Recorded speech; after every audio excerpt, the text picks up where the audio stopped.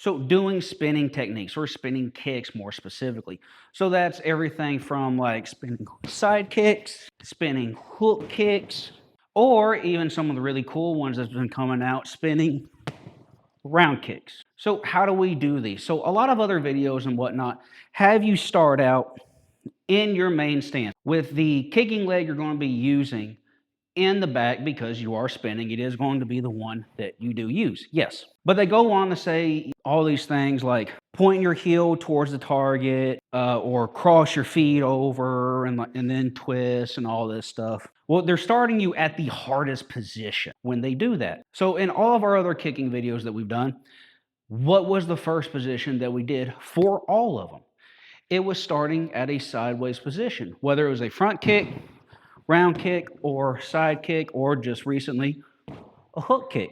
We always start at the sideways position. And then to go from there, we then just turn about a 45 degrees, feet stay small, and then we work the technique to go to the ending position that we want to be in. So regardless of where our feet are, the ending position is always the same. Regardless if I'm here, boom, or here, the ending position is still the same. Same thing with a round kick. So when we do a spinning technique, which regular technique, if I'm kicking with my right leg, everything's on this side. Spinning technique, everything comes around, but the ending position is still the same. So I'm going to train it the same way, just the opposite. So the main example we're going to use is a side kick, right? So I'm going to first start standing completely sideways to my target, and I'm going to throw a side kick. Boom. I'm going to try to memorize this ending position, right? Boom. This here. Boom. Boom. I need to memorize this position. So I'll do a few of those. Then from there, so originally we do 45 this way. We're now going to do 45 this way. Except what we're going to do is we're going to try to bring our knee up first thing as we turn towards our target. Boom. And extend. Turn. Boom. And extend. Boom. Boom. Trying to keep our eyes on the target. Then we're going to go full 90, so we're now not facing the bag, but I'm still going to try to keep my eyes on the bag as much as possible. And then I'm going to pick my legs straight up, turn, boom, looking, turn, extend, turn, extend. Now, remember when I said that most videos, when they have you do spin stuff, they have you point your heel? This is where it's really important. So when I talked in my sidekick video how this is dumb because you're not able to use your base leg to lock yourself and create a structure. If I am this way and I land this kick and this has more resistance than it's supposed to or I'm expecting, I will be pushed this way. So I want you to pay attention to my bottom foot here. Both feet are pointed straight, or my heel is towards the target. But as I turn and extend, my foot turns in the appropriate position, roughly about that direction. Boom. I am going to that memorized position every single time, no matter what. So we've done 90. Now we're going to go to our second 45, but I'm still going to be trying to look towards my target. Here, boom, base foot still turning. We do that. Now, this is where we really start working on the spin. I am now at a 180 degree from where I was originally. Now, this is where you kind of have to be careful because as you spin and your foot moves, I'm just on this other side of the line. From here, when I go to start my spin, I need to see my target first. I spin, let my feet turn, and get eyes on my target. Once I get eyes on my target, knee comes up. Spin, eyes, knee,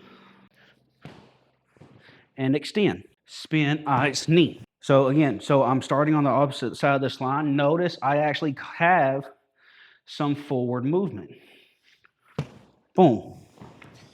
I am traveling just a little bit. So you need to be aware that you will travel a little bit, especially the more force you try to put into the kick, you will likely travel more forward. So you can use that to your advantage or something you just need to be aware of. So we do, again, 180, one, again, eyes on.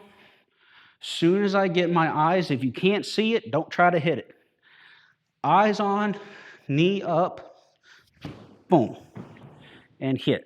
Then from there, now we're kind of more in our fighting stance position. The only difference is we're not in an actual stance.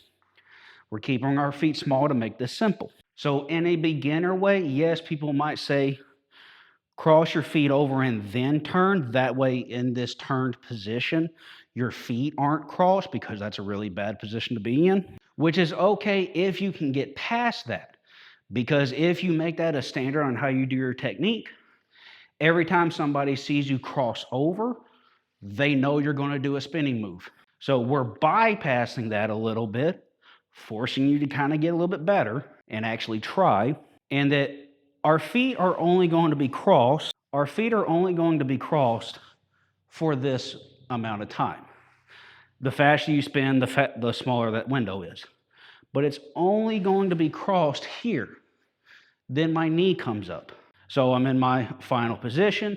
I turn, get my head around, spot my target, knee up, and extend. Spin, get my eyes on, knee up, and extend.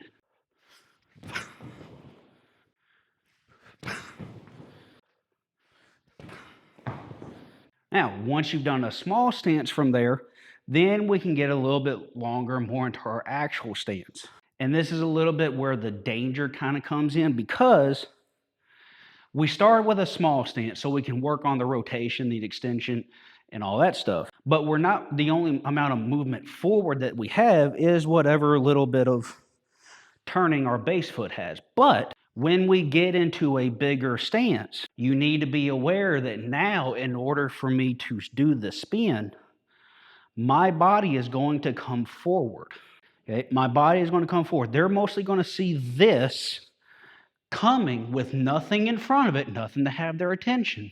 And then they can possibly counter me with that coming in or even going away. So that's where you have to try to minimize either your forward movement or disguise it, right? Disguise coming off of another technique or coming more off of the backhand for spinning moves. It's really good.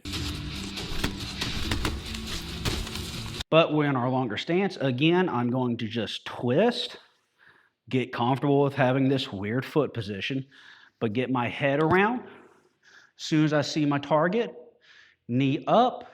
So I haven't traveled, right? So I just spin in place, boom.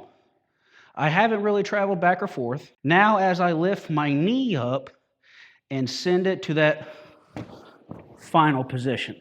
Again, trying to minimize as much forward movement with nothing in front of it as possible. So I go from here, one. And all I'm doing is trying to get that final position. Two. The more and more that you do this, or mostly the more and more that you just kick things, the less you have to rely on a visual of your target, of actually seeing it, and you just kind of know in your head, oh, target's there, I can just aim. Or I kind of know where it's going to be. It's kind of how I've used some, versions of spinning hook kicks to where my opponent is going this way on my body, and I've just come around, boom, and just tagged them. But because I kicked a lot, I was capable of doing that. So that's a spinning side kick. You can do the same thing with a spinning hook kick. Start out completely sideways. Hook kick position. Hook kick position. Whether you're doing the point tournament or safe sparring version or the more full contact version, you're still getting to that final position, whichever one it is. Then we go back to here again, eyes on target, knee up, boom, boom. Again, I am turning my body into it and then rotating. So again, then I go to 90, turning my body as I bring my knee up, boom, boom. Then we go another 45, getting my eyes on, knee up, boom, boom. Got 180, still turning, boom, boom. Then we're at 45. Then we go into our more stance, boom. Again, get my head around, or if you kicked enough, you know where that target is, boom. Now, what about the latest one that's kind of been on the internet from a Kyokushinkai tournament? The spinning round kick. Yeah, that one is slightly a bit more tricky, mostly because your foot is technically going past your target and hitting it almost in a counter rotation. So how does that kind of work? Well, so two main things. One, if you remember from the hook kick video, I said that the hook kick is a really good kick to teach you on how to drive your kicking energy forward instead of just staying in a circle. This really, really applies. If you are good at that, this type of kick, you will be able to make work. It's still really hard to do. But the other thing is too, is that when you come around, your knee is acting as your laser or your sight, and where you point that, when you come around, that's when you fire off the leg. So if we're coming from here, our first 45, I have to come to this position, boom, boom.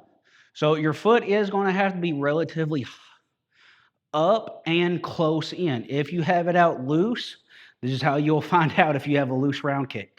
You will come around and do a really crappy side kick or hook kick or whatever. You're not going to wind up doing the round kick. You need to keep this nice and tight. So then you go 90, again, eyes, knee, point your knee, boom.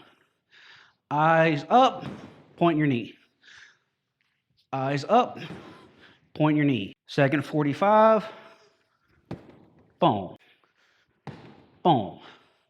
You can almost get away with it by coming here, by dragging your foot. You might possibly get their attention low and then pop up and then come around. And from here, our 180, boom, boom.